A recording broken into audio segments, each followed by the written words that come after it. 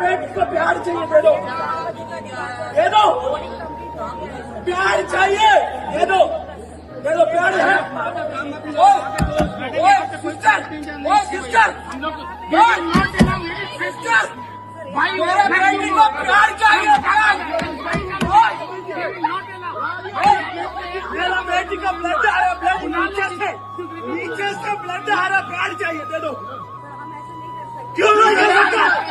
क्यों नहीं कर सकता? क्यों नहीं कर सकता? मेरे को प्यार चाहिए अभी।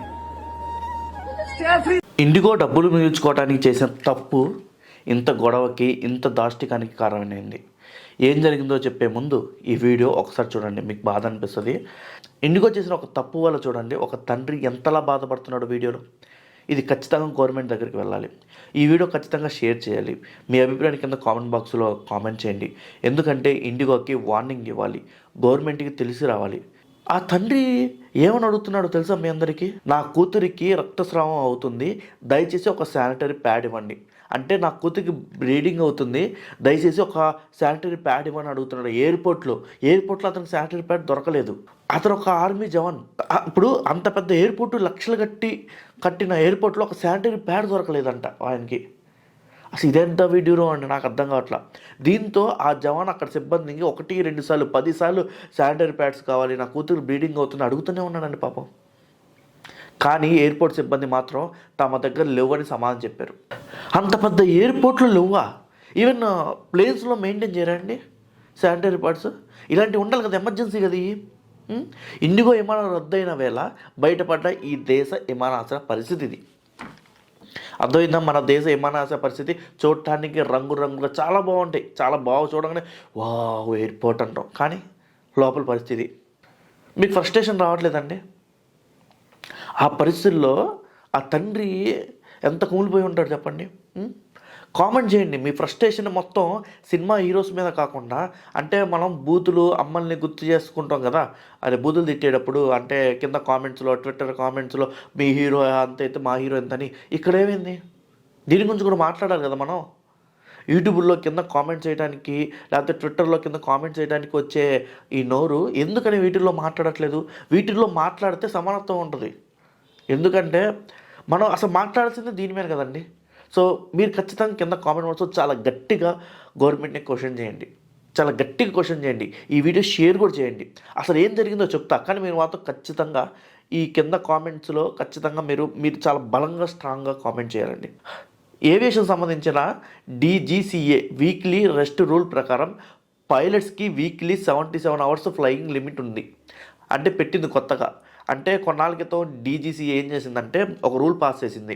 అదేంటంటే పైలట్స్కి ఒక వారంలో 77 గంటలు మాత్రమే ఫ్లై చేసే అధికారం ఉంటుంది. అలా తర్వాత ఫ్లైట్ చేయకూడదు, కంపెనీని కూడా బ్యాన్ చేస్తారనమాట. అలా చేస్తే ఒక కొత్త రూల్ వచ్చింది ఇది. తర్వాత 12 అడిషనల్ మ్యాండేటరీ రెస్ట్ అవర్స్ ఇవ్వాలని కూడా రూల్ వచ్చింది. వీటన్నిటిని బేఖాతరు చేసింది అనమాట ఈ IndiGo company.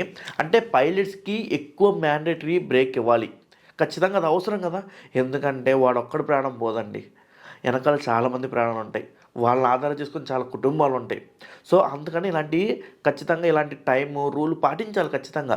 Aviation safety improve అవ్వటానికి మాత్రమే ఈ రూల్ని తీసుకొచ్చింది. ఈ DGCA ఇంటెన్షన్ కూడా అదే. బట్ ఇండిగో ఈ చేంజ్కి రిక్వైర్డ్ పైలట్స్ని హైర్ చేసుకోలేదు.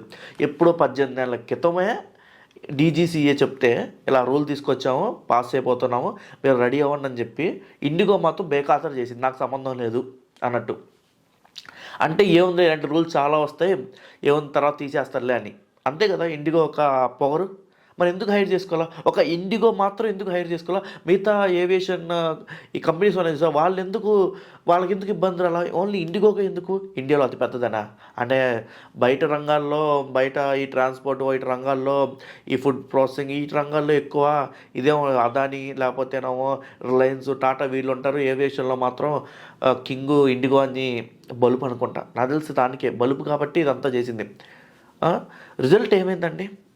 ఒక్క రోజులో దాదాపు 1000 ఫ్లైట్స్ క్యాన్సిల్ అయ్యాయి. అసలు ఈ రూల్ కూడా ఎందుకు క్యాన్సిల్ అయ్యాయో చెప్తా మీకు. ఇలా 1000 ఫ్లైట్స్ ఎందుకు క్యాన్సిల్ అయ్యాయంటే ఇందాక చెప్పినట్టే వాళ్ళు హైర్ చేసుకోలేదు. అంటే రూల్ రాకముందు ఒక వ్యక్తిని 2 టైమ్స్ 3 టైమ్స్ వాడుకునేవాళ్ళు. వాళ్ళు స్ట్రెస్ అయితే ప్రమాదాలు జరుగుతూ ఉండేవి. స్ట్రెస్ తగ్గడానికి గవర్నమెంట్ ఒక కొత్త రూల్ పాస్ చేసినప్పుడు DGCA. సో దానికి అనుగుణంగా ఇప్పుడు 1000 మంది పైలట్స్ ఉంటే ఇండిగోలో ఇంకో 400 మందిని హైర్ చేసుకోవాలి. ఎందుకు ఖర్చు ఎక్కువ అని చెప్పేసి హైర్ చేసుకోలేదన్నమాట. సో అందువల్ల పైలట్స్ లేరు, విమానాలు రద్దు అయిపోయినాయి. సో అది పాయింట్. నడపడానికి పైలట్స్ లేరు అక్కడ. సో గవర్నమెంట్ కూడా స్ట్రిక్ట్గా పాస్ చేసి DGCA స్ట్రిక్ట్గా పాస్ చేయాలని చెప్పింది ఈ రూలు. సో దీని దెబ్బకి ఇండిగో ఎయిర్లైన్స్ మొత్తం కొలాప్స్ అయిపోయింది. స్టాక్ మార్కెట్ అన్నీ పడిపోయినాయి అనమాట. సో దీని దెబ్బకి ముందు ఈ కాదు, జనాలు ప్రాణాలతో ఆడుకున్నట్టే కదా, జనాల జీవితాలతో ఆడుకున్నట్టే కదా, అంతే కదా. DGCA ఎవరి కోసం చెప్పింది? నువ్వు ఒక్కడి కాదురా పోతే వెనకాల 150-200 మంది ప్రయాణిస్తారు, వాళ్ళ జీవితాలు నాశనం అవుతాయి. అసలు తప్పించుకోవడానికి కూడా ఛాన్స్ ఉండదు ఏరోప్లేన్లో. ఎయిర్పోర్ట్స్లో ఫ్యామిలీస్, కిడ్స్, ఎల్డర్స్, ముసలోళ్ళు అందరూ ఓప్తో వెయిట్ చేస్తున్నారు. మేము ఆ డెస్టినేషన్కి వెళ్తాము, 1 గంట లేట్ అయినా, ఇంకో గంట లేట్ అయినా, ఎన్ని గంటలు లేట్ అయినా సరే అసలు కదలదే, వాళ్ళు స్పందించరే, అక్కడ స్టాఫ్ స్పందించరు. అవన్నీ ఏం చెప్పట్లేదు వాళ్ళు అసలు ఎందుకు ఏంటి అని ఒక్క చెప్పడానికి ఏముంటుంది. వీళ్ళు గొడవ చేసిన ఇందాక చూసిన ఒక పాపకి పాపం పీరియడ్స్ వచ్చినా కానీ స్పందించలేదు ఇండిగో వాళ్ళు. సో ఇలానే ఏదైనా సమస్య వచ్చినప్పుడు తట్టుకోలేనప్పుడు ముందే దానికి పరిష్కారం వెతుక్కోవాలి. బలుపులే అండి మమ్మల్ని ఎవడంటాడు. ఇండియాలో లంచం ఇస్తే ఏదైనా జరిగింది కదా. సో అది బలుపు అనమాట. సో దీనివల్ల ఏం జరిగిందంటే చాలా అంటే మనం అనుకుంటాం కానీ ఎమర్జెన్సీ కోసమే ఫ్లైట్లో వెళ్తారు. చాలా అంటే గంటలో ప్రయాణం చేయొచ్చు ఇండియాలో ఎక్కడికైనా అని చెప్పి. సో ఏవియేషన్ సెక్టర్ టోటల్గా క్రాష్ అవ్వకుండా ఉండడానికే DGCA ఏం చేసిందంటే మళ్ళీ తన రూల్ తను బ్యాక్ చేసుకుంది. అంటే టెంపరీగా రోల్ బ్యాక్ చేసింది తన రూల్ని. సో ఇది గవర్నమెంట్ రేర్గా చేసే యాక్షన్ అనమాట. సో ఎందుకు వెనక్కి తీసుకుందంటే తెలుసు కదా, మళ్ళీ ప్రయాణికులు మళ్ళీ కామన్ మ్యాన్ ఇబ్బంది పడతారని. ఏదైనా కామన్ మ్యాన్ బేస్ చేసుకునే జరిగింది, కామన్ మ్యాన్ బేస్ చేసుకునే ఆగిపోయింది అనమాట. సో కానీ ఇండిగోకి మాత్రం గట్టి వార్నింగ్ అయితే ఇవ్వాలి ఖచ్చితంగా. మనం ఎక్కడికైనా వెళ్ళాలి అన్నప్పుడు మనం సెలవు తీసుకుంటాం. ముందే అప్లై చేసి సెలవు తీసుకొని ఫ్లైట్ టికెట్లు బుక్ చేసుకొని వెళ్ళినప్పుడు అక్కడికి వెళ్ళగానే ఫ్లైట్ క్యాన్సిల్ అయింది అంటే నా సమస్య వల్ల నేను వెళ్ళాలనుకున్న డెస్టినేషన్ రీచ్ అవ్వట్లేదు, ఈ కంపెనీ వల్ల అవుతుందంటే ఎంత బాధ అనిపిస్తుందండి. సో ఇదే హోప్లెస్ పీపుల్, కామన్ పీపుల్ ఎప్పుడు హోప్లెస్ అండి, అంతా పొలిటీషియన్స్ వీళ్ళే రాజులు. సో ఇదండి ఫైనల్గా. మీరేమనుకుంటారో కామెంట్ బాక్స్లో కామెంట్ చేసి మీ ఫ్రెండ్స్కి, మీ కొలీగ్స్కి ఈ వీడియో వైరల్ అయ్యేటట్టు చూడండి, షేర్ చేయండి. మళ్ళీ కలుద్దాం వేరే వీడియోలో.